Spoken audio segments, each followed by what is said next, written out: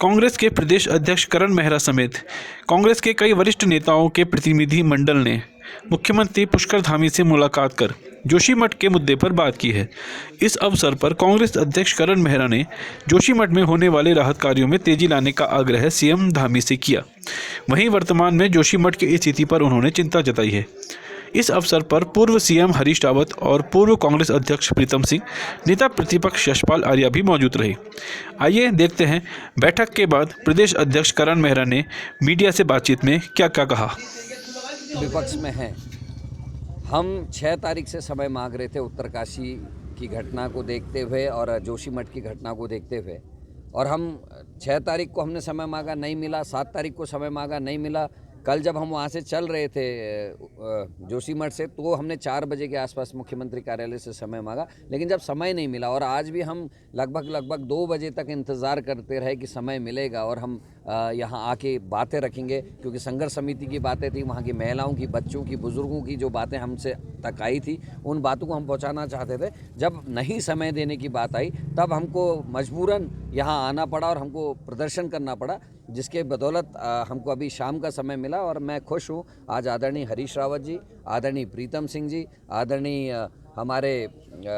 विधायकगण, उसमें सुमित हृदय जी और आदरणीय मदन बिज जी, और उसके अलावा यहाँ पर यशपाल आर्या जी, हम सब लोग आज साथ थे। जो मीडिया और प्रेस भी अक्सर कहती थी कि कांग्रेस साथ नहीं दिखाई देती, आज आप सबके सामने पूरी कांग्रेस एक साथ यहाँ थी और हमने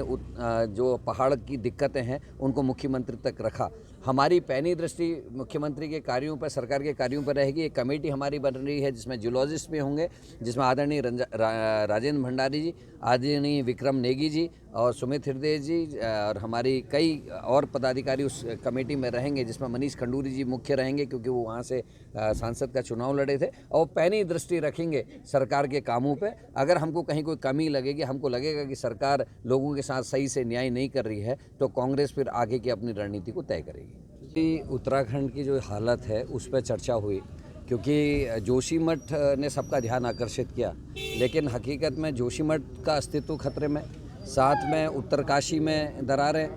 बगल में कर्णप्रयाग में दरारें, रुद्रप्रयाग में आज खबर आई है कि वहाँ भी दिक्कतें हो रही हैं। आपके साथ लगा हुआ जो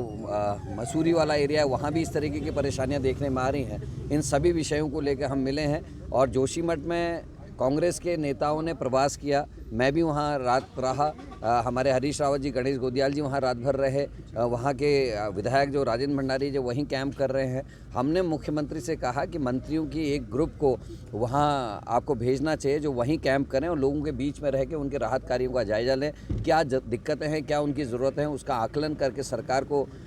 सूचनाएँ दें, ताकि सही से काम हो सके। और उसकी जो सामरिक दृष्टि से जो उसका महत्व है, आध्यात्मिक दृष्टि से जो महत्व है, टूरिज़्म की दृष्टि से जो महत्व है और अन्य चीज़ों की वजह से जो महत्व है, उसको ध्यान में रखते हुए एक नया जोशीमठ बसाया जाना चाहिए। और वहाँ के लोगों की जो ज़मीनें हैं जिनको आप हजम करें, आज साइंस कहाँ से कहाँ पहुँच गई, विज्ञान कहाँ से कहाँ पहुँच गया, ऐसे स्ट्रक्चर्स बनाए जा सकते हैं जो खतरे में ना हो, जिससे कोई खतरा ना हो, लोगों की रोजी रोटी चलती रहे, उसकी ओर को भी सरकार का ध्यान होना चाहिए। और वन टाइम सेटलमेंट की बात आज कांग्रेस ने की है माननीय मुख्यमंत्री जी से। हमने कहा है कि बद्रीनाथ में जिस तर्ज पे आप लोग प्रत्येक नाली 76 लाख रुपए की धनराशि दे रहे हैं, एक मुफ्त सेटलमेंट कर रहे हैं, उसी तर्ज पर आपको जोशीमठ का भी वन टाइम सेटलमेंट करना चाहिए, लोगों को राहत देनी चाहिए। जिनके रोज़गार ख़त्म हो गए उनको रोज़गार की व्यवस्था, बैंक से जो लोन लिए गए हैं उसको उसकी वसूली बंद करी जाए और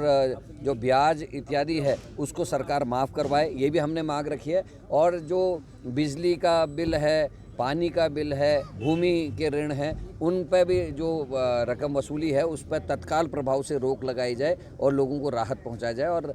जो कैंप्स हैं जहां लोगों को रखा गया है, उन कैंप्स में पानी और शुद्ध भोजन की व्यवस्था सरकार को तत्काल प्रभाव से करनी चाहिए, जो वहां देखने में नहीं मिल रही है। इन सभी विषयों पर बात हुई और जो परियोजनाएँ हैं एनटीपीसी की और जेपी की, उनका आकलन करके अगर उनको ज़रूरत पड़े तो उनको बंद करा जाना चाहिए, यह हमने मांग रखी है।